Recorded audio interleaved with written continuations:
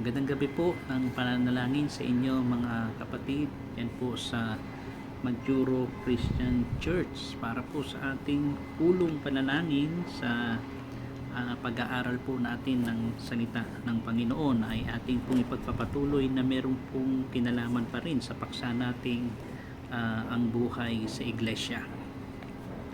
So, last Sunday na talatay po natin ang tungkol sa ilang mga katangian po na mayroon ang iglesia lokal ng ating Panginoong Jesucristo, at nawa po ay iyon po ay ating naintindihan at dapat mangyari po sa ating kinabibilangan ngayon sa iglesia lokal ng ating Panginoong Jesucristo. So ngayon po ay ituloy po natin ang may kinalaman po pa rin po sa iglesia ng ating Panginoong Jesucristo, ang iglesia na siyang kapulungan na sama-samang nagtitipon ang mga tagasunod o mga sumampalataya sa ating Panginoong Jesucristo. So ngayon po ay tingnan at bigyan pansin po natin kung ano ang tungkulin naman na dapat po na ginagampanan ng iglesia ng ating Panginoong Jesucristo. At naniniwala po ako na meron na pong kayong nag-iisip kung ano ang pinakadakilang gampanin na dapat gampanan ng isang iglesia ng Panginoon, at kabilang dito sa buhay na iglesia, sa buhay ng iglesia ng ating Panginoon Jesucristo. Tayo muna po ay manalangin sa Panginoon. Panginoon, tulungan niyo po kami sa aming pong pag-aaral muli, sa aming pulong panalangin, sa pagpapatuloy po na may kinalaman po sa buhay ng iglesia ng aming Panginoon Jesucristo. Kayo po ang magturo sa amin sa tulong ng Banal na Espiritu, at gabayan po ninyo ang gabing ito at patuloy na pagpalain kami sa inyong mga salita. Ito po ang aming dalangin sa pangalan ni Jesus. Amen. Okay. Samahan po ninyo ako na basahin natin ang aklat po ni San Mateo.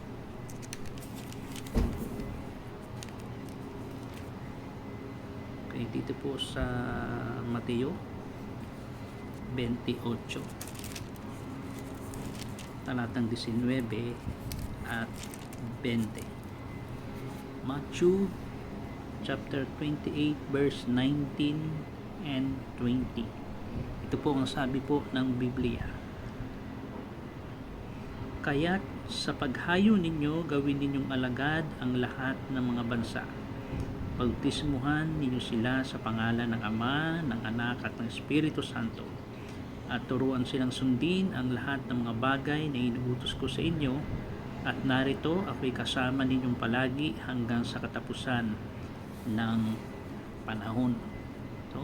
So ang tungkulin o gampanan ng gagampanan po ng iglesia ay kailangan po ay ng taus-pusong pagsunod po sa gawaing tinatawag po ng Panginoon ng dakilang pagpapahayo, yung Great Commission po na madalas nating naririnig, na ibig sabihin po ay nararapat na ipamalita po ang ebanghelyo sa lahat ng dako at gawing alagad ang lahat.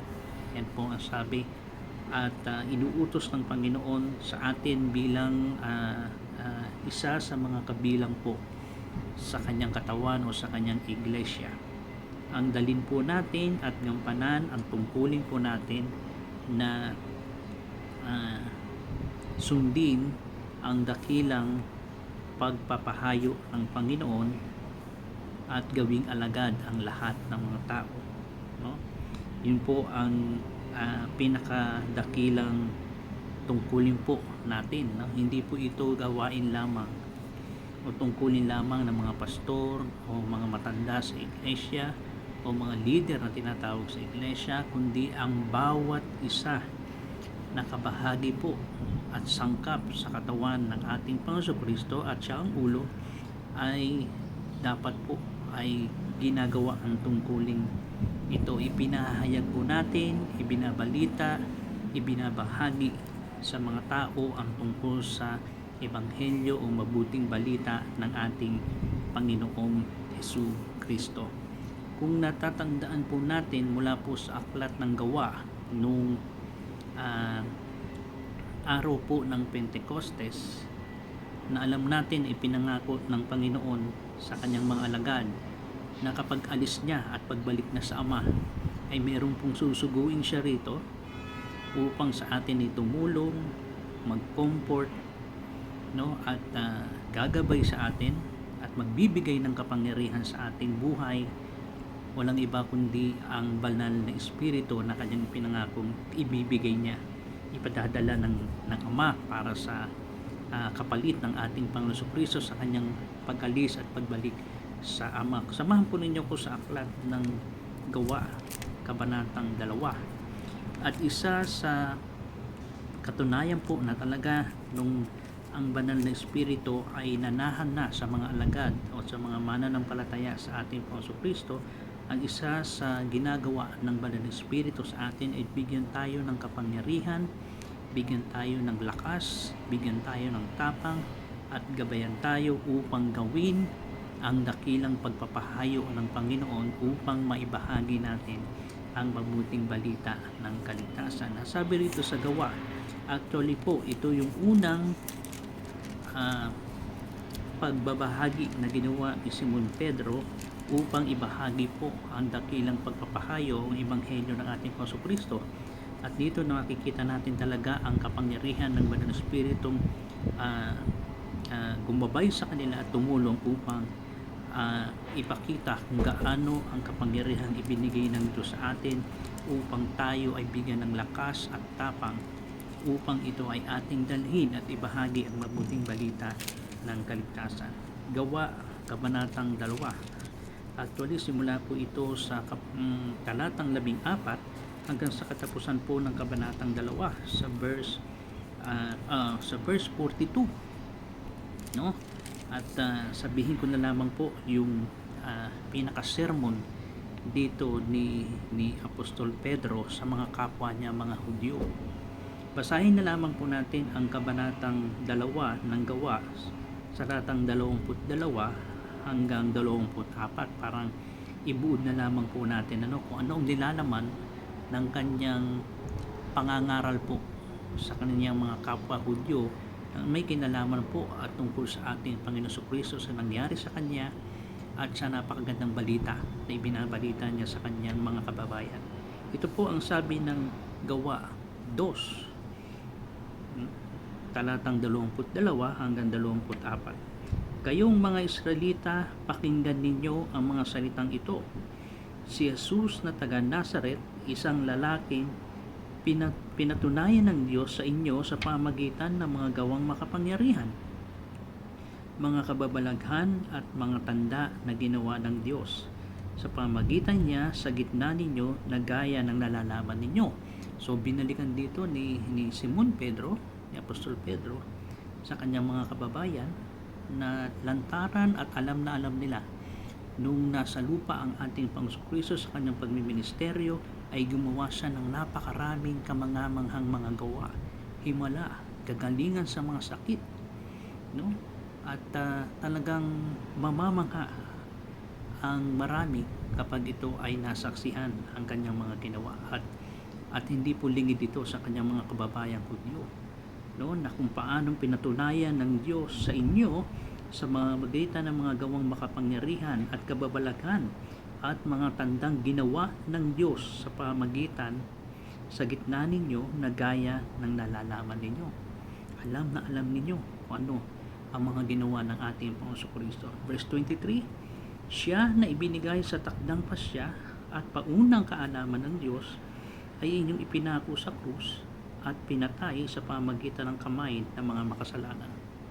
So dito sinabi na ayon sa ilalim ng plano ng Diyos, no, sa mga paunang kaalaman ng Diyos ay inyong ipinapako ang ating Panginoon Kristo, no? Pagkapako sa krus, namatay sa pamagitan ng mga makasalanan, no? Siya yung pinako ninyo at siya yung nasa ilalim ng plano ng Diyos na mangyayari at kayong mga makasalanan, no? Tayong mga makasalanan ang nagpapako para sa Kanya, no? Ipinako natin ang Panginoong Kristo at pinatay, no, sa pamagitan natin mga makasalanan. And then 24, at nang siya'y muling binuhay ng Diyos pagkatapos palayain sa mga hirap ng kamatayan sapagkat hindi maaaring siya'y mapigilan nito. So pagkatapos ng sakripisyo ng ating Panginoong Kristo na pinaalala sa kanila na ating ginawa sa ating Panginoong Kristo ay pinapako sa krus hanggang mamatay, inilibing, at pagkatapos nito ay siya ay muling pinuhay sapagkat ayon sa pangako hindi nito mapipigilan at hindi kailanman makakaranas ng kabulukan ang ating Panginoong Kristo at siya'y muling mabubuhay. At iyan po ang mabuting balita na ibinalita ni Simon Pedro sa kanyang mga kababayan. At ang nakamamangha po dito sa kanyang pangangaral na makikita natin ay napakatindi sapagkat sa kanyang pangangaral ay sinabi din niya sa verse 38, no? Pagkatapos na sabihin niya ang ginawa ng mga makasalanan sa pagpapako sa kanya, sa kanyang kamatayan, and then siya ay muling nabuhay, at ito ang kanyang hamon sa kanya sa verse 38. At sinabi sa kanila ni Pedro, magsisi kayo at magpabautismo at ang bawat isa sa inyo sa pangalan ni Jesucristo upang mapatawad ang inyong mga kasalanan at tanggapin ninyo ang kaloob ng Espiritu Santo. So, ipinakita niya nandoon ang paghamon sa mga kababayan niya ang tungkol sa pagsisisi sa ating Panginoong Kristo. No? Napakahalaga na ganito ang ginawa nating mga makasalanan. At sa kanyang kamatayan sa krus, siya'y muling nabuhay, ay nangangailangan tayo na tayong mga makasalanan ay magsisi sa harapan ng Diyos. At sa pagsisisi nito ay maipapakita natin ang ating pagtitiwala sa kanyang ginawa. Sa pamagitan ng kanyang sakripisyo ay tayo po ay makakatanggap ng katubusan ng ating mga kasalanan at siya ay ating tinatanggap bilang ating tagapagligtas at ating Panginoon. And then, hindi lamang yun, kundi hinamon sila pagkatapos na maranasan ng pagsisisi, matapos maranasan ng pananampalataya at paglapit sa Diyos, ay ang maranasan ng pagbabautismo, no? Ang magbabautismo sa ating Panginoong Jesucristo. No?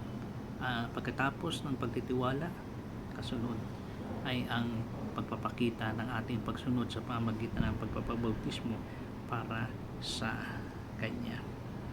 Kaya sa verse 41, kaya't ang mga tumanggap sa kanyang salita ay binutismuhan at nadagdag sa araw na iyon ang may 3,000 kaluluwa.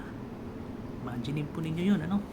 Sa dakilang pagtupad ni Apostol Pedro sa dakilang pagpapahayo o pagbabahagi ng mabuting balita ng salita ng Diyos sa tapang na ibinigay sa kanya sa pamagitan ng Banal na Espiritu, ay isang kamangha-mangha ang naging bunga nito sa kanyang pangangaral ng Ebanghelyo o ng mabuting balita sa kanyang mga kababayan.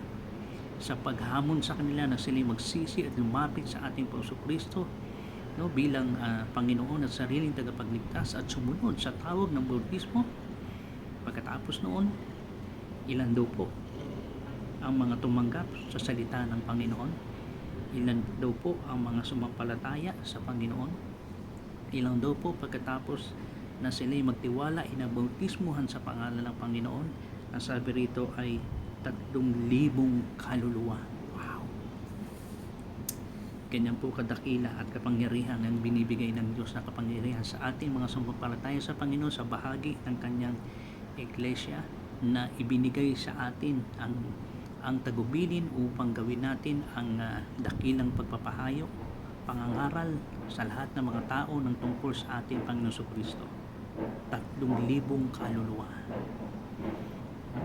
Ganun po, napakadakil at kapangyarihan ang ibinibigay niya sa atin at nananatilang Banal na Espiritu sa atin upang gawin ang tagupiling ito. Kaya po, napakadakila ng katiyakan ng kapangyarihan na ibinigay sa atin ng Diyos. Napakalawak ng tagupiling ito sa bawat isa sa atin na dapat natin gampanan. No?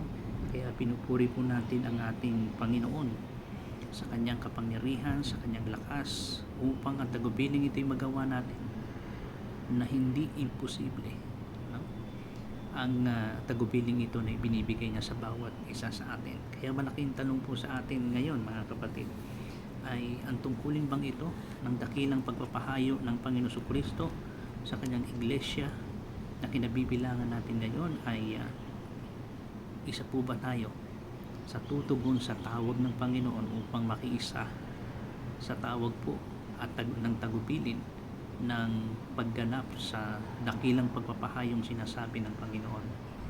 Ito po ay pasan nating lahat, bawat isa sa atin, no? Madalas ko pong sabihin, nandito tayo sa Majuro Christian Church, hindi lamang para makinig ng salita ng Panginoon, hindi lamang upang ma-entertain tayo o anuman ang mga bagay na gagawin natin, no?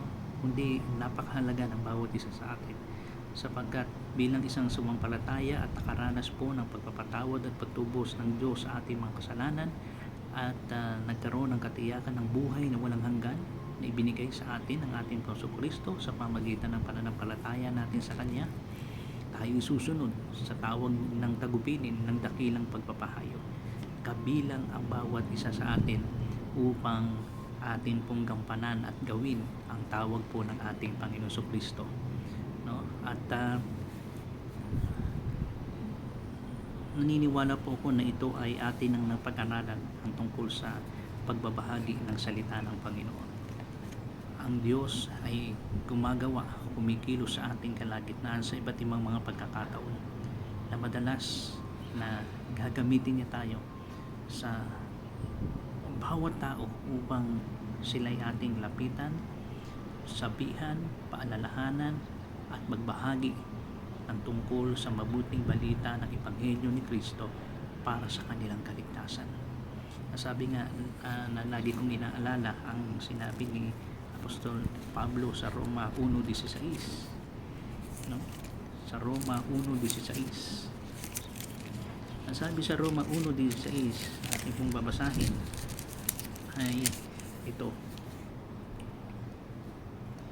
sapagkat hindi ko kinahihiya ang Ebanghelyo, sapagkat ito ang kapangyarihan ng Diyos para sa kaligtasan ng bawat sumasampalataya, unay sa Hudyo at gayon din sa Grego.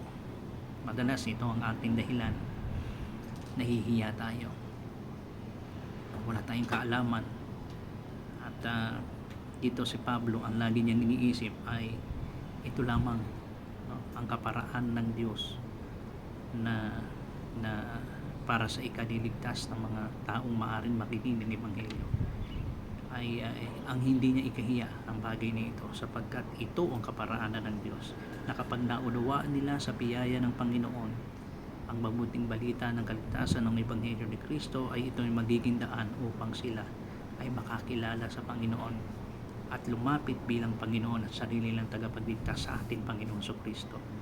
Kaya ikinahiya ba natin ito? Tandaan po natin, no? Na ito ang kaparaanan ng Diyos, na malaman nila at sampalatayanan nila ang Ebanghelyo ni Kristo. Paano nilang malalaman? Paano nilang sasampalatayanan kung walang magtuturo at magsasabi sa kanila? At ang magiging daan ng Panginoon para sabihin at ituro ang mabuting balita ng kaligtasan, ikaw, ako, bawat isa sa atin nakabahagi o sangkap sa katawan ni Kristo na kanyang iglesia. Kaya ito po ay ating responsibilidad, no, mga kapatid.